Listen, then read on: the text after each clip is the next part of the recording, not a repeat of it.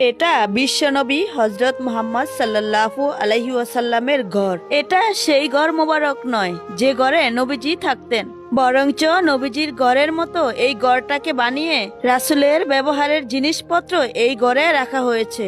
এই যে জিনিসপত্রগুলো আপনি দেখতে পাচ্ছেন, সেগুলো সব আমাদের নবীজি নিজের হাতে ব্যবহার করেছিলেন। কতই না বরকতময় এই জিনিসগুলো, যেগুলো আমাদের নবীজির হাত মোবারকের স্পর্শ পেয়েছে। তামাম দুনিয়ার সবচাইতে অমূল্য জিনিস হলো এগুলো, যার মূল্য কেউ দিতে পারবে না। মহানবী সারা দুনিয়ার সর্দার ছিলেন। কোরবানি হতে চায় এমন নবীর উম্মত হয়ে, যে নবী দুনিয়ার ধন সম্পদ, আরাম আয়েশ, সুখ স্বাচ্ছন্দ্য কোনো কিছুরই তোয়াক্কা করতেন না। মৃত্যুর আগ পর্যন্ত শুধু তিনি তার উম্মতদের নিয়ে চিন্তা করেছেন। আল্লাহ তাআলা যদি তার বন্ধুকে আমাদের হেদায়েত করার জন্য না প্রেরণ করতেন, তাহলে আমরা আজও কুসংস্কারে থাকতাম। নবীজি আপনার কাছে কতটা মহান, কমেন্ট করে জানান।